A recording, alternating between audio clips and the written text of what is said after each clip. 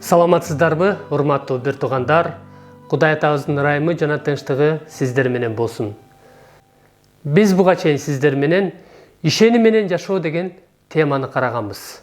Биздин бул денебиз, бул жердик үйүбүз убактылуу экенин жана бул денеден чыгып Исанын жанына барганыбызда адамдын колу менен курулбаган түбөлүктүү үйгө ээ болорубузду көргөнбүз. Ошондой эле бул жерде жашап жаткан күндөрүбүздө кылган жаман же жакшы иштерибизге жараша тиешебизди алыш үчүн Исанын сот тактысынын алдына барышыбыз керек экендигин көрдүк.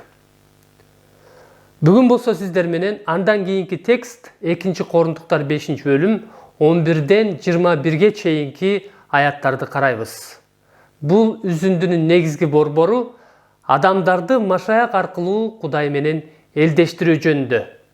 Ошондуктан бул үзүндүнүн темасын мен Кудай бизге башкаларды өзү менен элдештирүү кызматын берди деп атадым.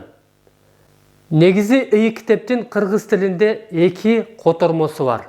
Бул алгачкы котормо орус тилинен синодалдык котормодон түзмө-түз алып которулган Ыйык китеп толугу менен, андан кийин бул кызыл инжил, бул иврит тилинен жана грек тилинен түзмө-түз которулган.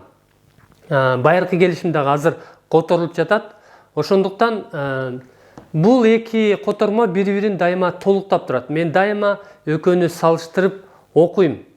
Бирок бүгүн убакыт үнөмдөө үчүн мен бирөөнү гана окуйм. Бул үзүндүнү мен кызыл инжилден окуйм. Анткени бул үзүндү кызыл инжилде көбүрөөк түшүнүктүү болуп которулган.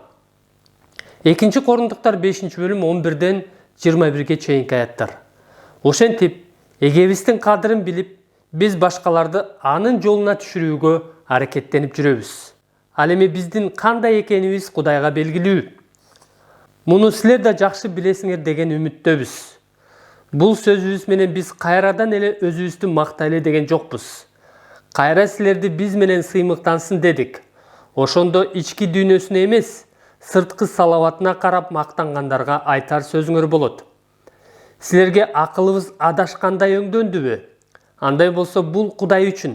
Ал эми акыл эсибиз ордунда болсо, бул силердин пайдаңар үчүн. Бизди Машаяктын сүйүүсү алдыга сүрөп турат. Анткени биз мындай тыянакка келдик. Бирөө баары үчүн өлсө, демек баары аны менен кошо өлүштү. Ал баарыбыз үчүн өлгөн. Ошон үчүн эми ким жаңы өмүргө ээ болсо, ал өзү үчүн эмес, ага өмүр бериш үчүн өлүп кайра тирилген Машаяк үчүн жашоого тийиш. Мындан ары биз эч кимди адамдык көз караштан алып баамдай албайбыз. Мурда Машаякты да биз адамдык акыл менен түшүнгөн элек. Бирок эми андай кылбайбыз. Машаяк менен биримдикте болгон ар кимди Кудай жаңыдан жараткан. Эскинин баары кетип, эми баары жаңы болуп калды.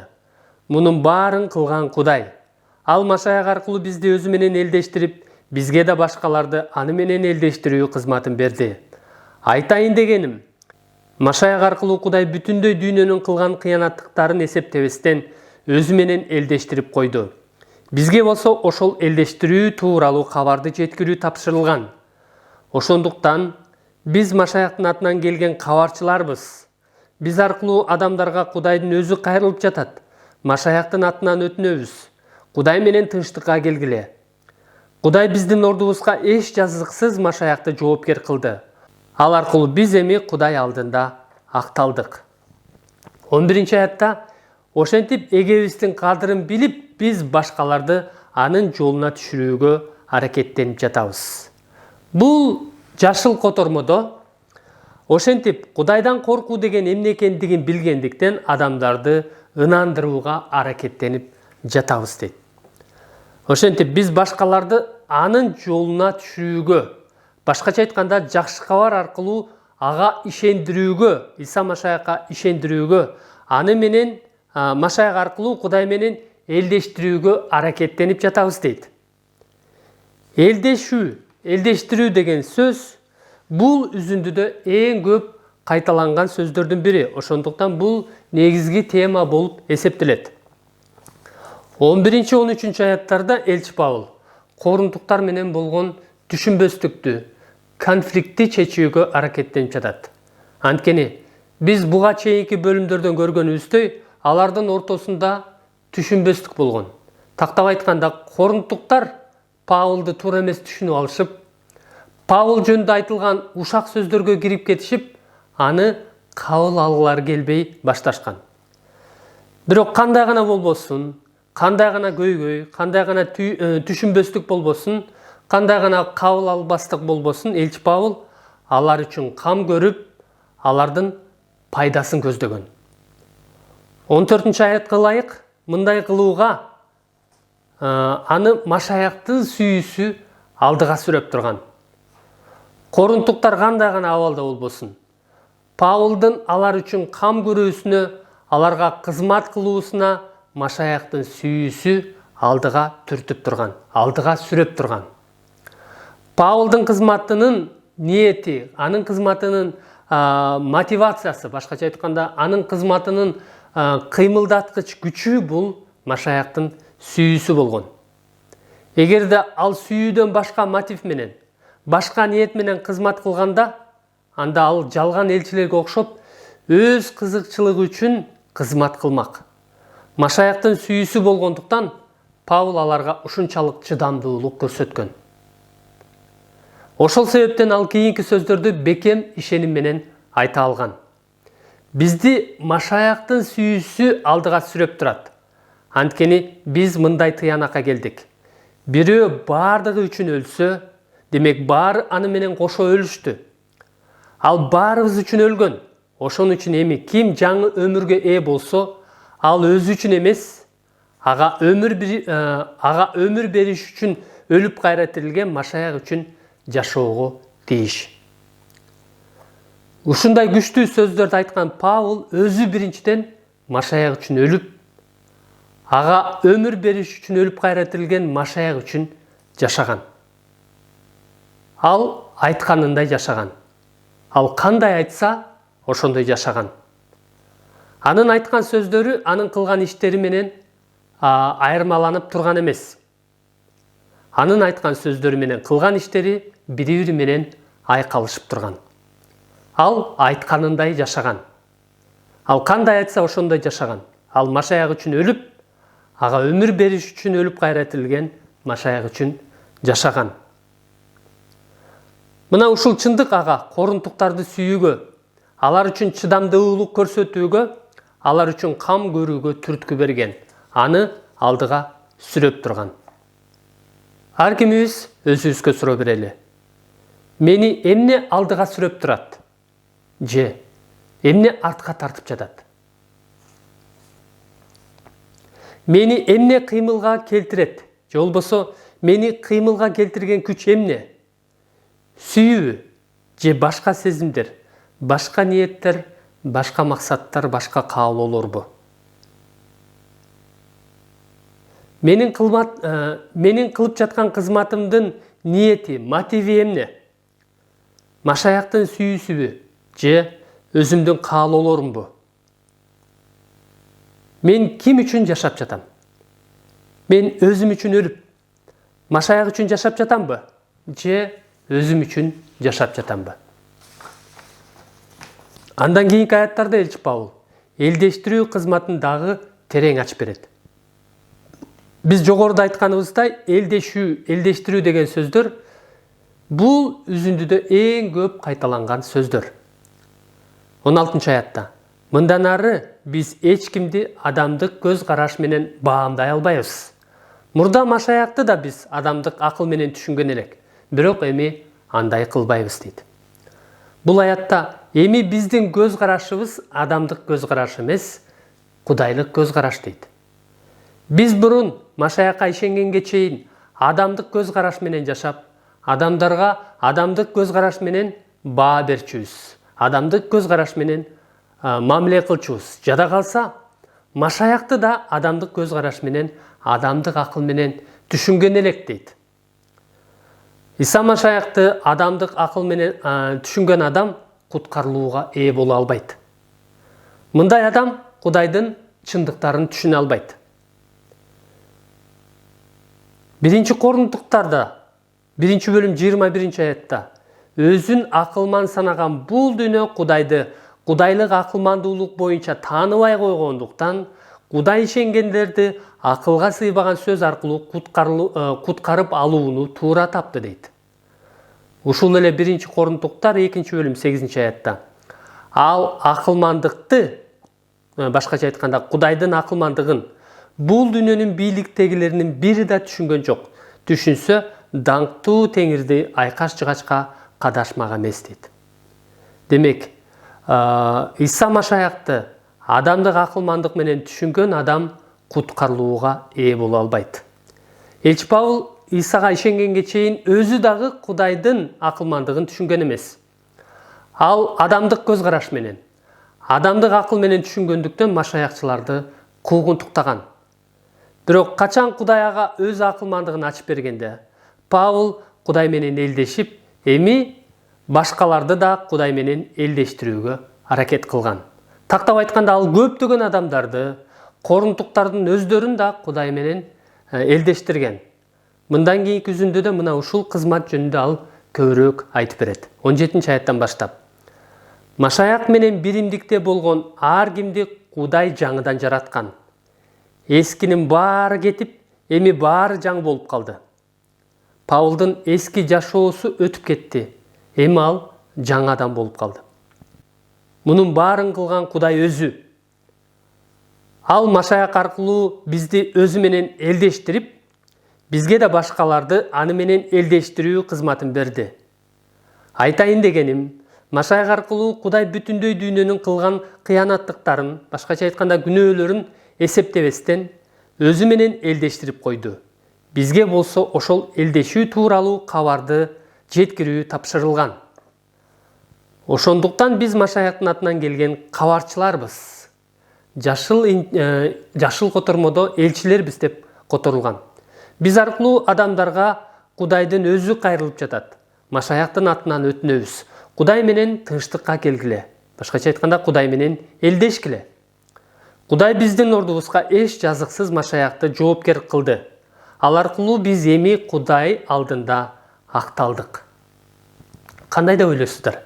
Эмне үчүн адамдар Кудай менен элдешиши керек? Кээ бирлер мынтип айтышы мүмкүн. Эмне үчүн мен Кудай менен элдешишим керек? Эмне мен Кудай менен элдешкидей аны менен уруша кеттим беле? Мен аны менен урушкан эмесмин деши мүмкүн. Ооба, түзмө-түз айтканда эч кимибиз Кудай менен бетме-бет урушкан эмеспиз. Эч кимибиз Кудайды бетме-бет көргөн да эмеспиз. Бирок келгиле ыйык жазуу бул тууралуу эмне дегенин кийинки аяттардан карап көрөлү. Римдиктер 3-бөлүм 23-аятта мындай дейт. Себеби бардыгы күнөө кетирип, Кудай ээ кыла турган даңктан айрылып калышкан дейт. Демек, бардык адамдар күнөө кетирип, Кудай ээ кыла турган даңктан айрылып калышкан. Демек, күнөө адамды Кудайдан бөлөт. Адамды Кудайдан алыстатат. Римдиктер 5-бөлүм 12-аятта дүйнөгө бир адам аркылуу күнөө кирди, күнөө аркылуу өлүм кирди. Ошентип өлүм бардык адамдарга өттү, себеби бардыгы күнөө кетиришти дейт. Демек, азыр дүйнөдө 7 миллиардтан ашык адамдар болсо, ошонун бардыгы күнөөкөр. Алардын арасында күнөөсү жок бир дагы адам жок экен. Анткени бул дүйнөгө бир адам аркылуу күнөө кирди, жана күнөө менен кошо өлүм кирди. Күнөөнүн жайылышы, күнөө өзү менен кошо өлүмдү алып келди. Ошентип, өлүм бардык адамдарга өттү, себеби бардыгы күнөө кетиришти дейт. Бир адамдын күнөөсүнүн айынан бүткүл адамзаты, ошол адам жаралгандан баштап ушул күнгө чейин канчалаган адамдар өтүп кетсе дагы, алардын бардыгы күнөөкөр. Алар күнөөкөр бойдон өтүп кетишти. Алар күнөөкөр болгондуктан өлүштү. Демек, бул дүйнөдө күнөөсү жок бир дагы адам жок экен. Жана күнөө бизди Кудайдан алыстатарын көрдүк. Римдиктер 6-бөлүм 23-аятта. Анткени күнөө үчүн жаза өлүм, Ал эми Кудайдын белеги Теңирибиз Машаяк Ыйса аркылуу бериле турган түбөлүк өмүр дейт. Күнөө үчүн жаза өлүм экен, бирок Кудай бизге өмүр бергиси келет. Ошол өмүр түбөлүк өмүр Ыйса Машаяк аркылуу Кудай берет экен. Ыйса Машаякка болгон ишеним аркылуу. Жакан 3-бөлүм 16-аятта Кудай бул дүйнөнү абдан сүйгөндүктөн өзүнүн жалгыз уулун берди. Кудай ага ишенген ар бир адам өлбөй түбөлүк өмүргө ээ болсун деп берди дейт. Демек, адам күнөөнүн айынан өлүмгө дуушар болду, бирок Ыйса Машаякка ишенүү аркылуу кайрадан өлбөстөн ал түбөлүк өмүргө ээ боло алат экен. Демек, бул аяттардан көргөнүбүздөй, ар бир кылынган күнөө Кудай менен душмандыкты жаратат. Ар бир кылынган күнөө адамды Кудайдан бөлөт, Кудайдан алыстатат, Кудай менен адамдын ортосундагы душмандыкты жаратат. Ар бир кылынган күнөө адамды Кудайдан алыстатып, аны өлүмгө дуушар кылат. Ошондой эле бул аяттардан көргөнүбүздөй, бул дүйнөдө күнөөсү жок бир дагы адам жок. Бардыгы күнөө кетирип, Кудайдан ажырап, өлүмгө дуушар болушту. Мына ошондуктан адамдар Кудай менен элдеши керек. Мына ошол себептен адамдар Кудай менен элдешүүгө муктаж. Эми канткенде адамдар Кудай менен элдеше алышат? Адамдарды ким элдештирет? 18-аятка ылайык мунун баарын кылган Кудай өзү. Кудай өзү Машаяк аркылуу бизди өзү менен элдештирип, бизге да башкаларды аны менен элдештирүү кызматын берди дейт. Андай болсо, Кудай өзү бизди Машаяк аркылуу өзү менен элдештирсе, анда биздин жоопкерчилигибиз эмнеде? Эмне үчүн кээ бир адамдар элдешет, эмне үчүн башкалар элдешпейт? Биздин жоопкерчилигибиз эмнеде?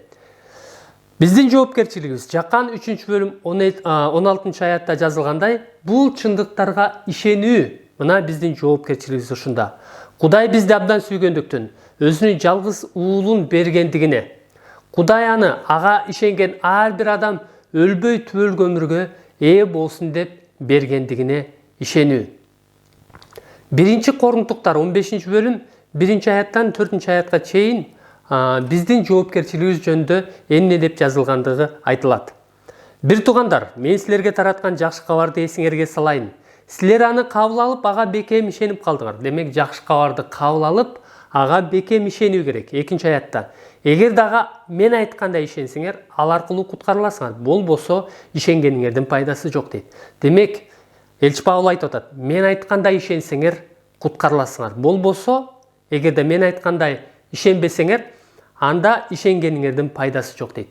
Биз сак боло турган нерсе, ишенимдин пайдасы болбой калышы мүмкүн экен. Пайдасыз ишеним болушу мүмкүн экен.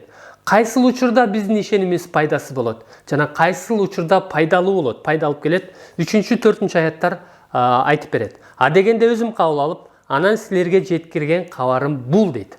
Ыйык жазууда жазылгандай, мына бул ыйык жазууда байыркы келишимден жаңы келишимге чейин толугу менен жазылган экен. Бул жакшы кабар. Ыйык жазууда жазылгандай, Машаяк биздин күнөөлөрүбүз үчүн өлдү, көргө коюлду жана ыйык жазууда жазылгандай 3-чү күнү кайра тирилди.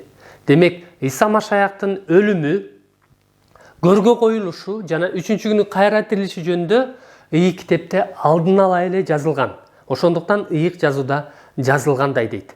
Демек, ыйык жазууда жазылгандай, Ыйса Машаяктын биздин күнөөлөрүбүз үчүн өлүп жана кайра тирилгенине чын жүрөгү менен ишенсек, демек биз куткарылууга ээ болот экенбиз. Биз өмүргө ээ болот экенбиз. Мына ушундай ишенимдин пайдасы болот экен. Демек, ушул аяттарга ылайык Ыйса Машаяктын биздин күнөөлөрүбүз үчүн өлүп кайра тирилгенине ишенсек, биз Кудай менен элдешкен болобуз. Эми күнөөлөрүбүз үчүн соттолбойбуз жана түбөлүк өмүргө ээ болобуз. Анткени Кудай биздин ордубузга эч жазыксыз Машаякты жоопкер кылды. Ал аркылуу, Машаяк аркылуу биз эми Кудай алдында акталдык.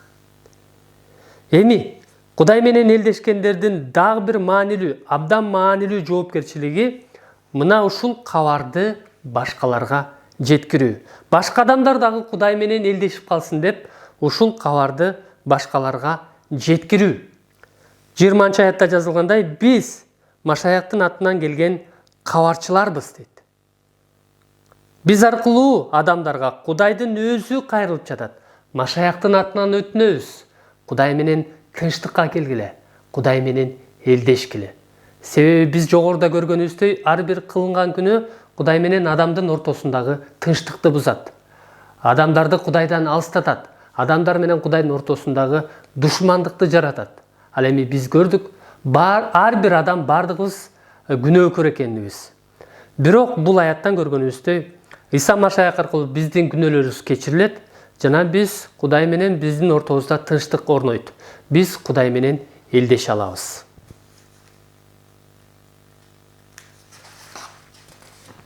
Ар кимибиз өзүбүзгө суроо берели. Мен Машаяк аркылуу Кудай менен чындап элдештим беле? Мен түбөлүк өмүргө ээминби? Мен башкаларды Кудай менен элдештирүүгө аракеттенип жатамбы? Кандай аракеттерди кылып жатам? Жана дагы көбүрөөк кандай аракеттерди кылышым керек? Демек, бүгүнкү насаат сөзүбүздүн темасы Кудай бизге башкаларды өзү менен элдештирүү кызматын берди. Биз алгач өзүбүз Кудай менен элдештик. Бул Машаяк аркылуу Кудай бизди өзү менен элдештирди жана бизге ушундай жоопкерчилик берди. Эми биз Кудай менен элдешкенден кийин, Кудай менен тынчтыкка келгенден кийин, биз башкаларды дагы Кудай менен элдештирүүгө үндөшүбүз керек. Биз башкаларды дагы Кудайдын жолуна салууга ынандырышыбыз керек. Кудайдын ырайымы жана тынчтыгы сиздер менен болсун. Амин.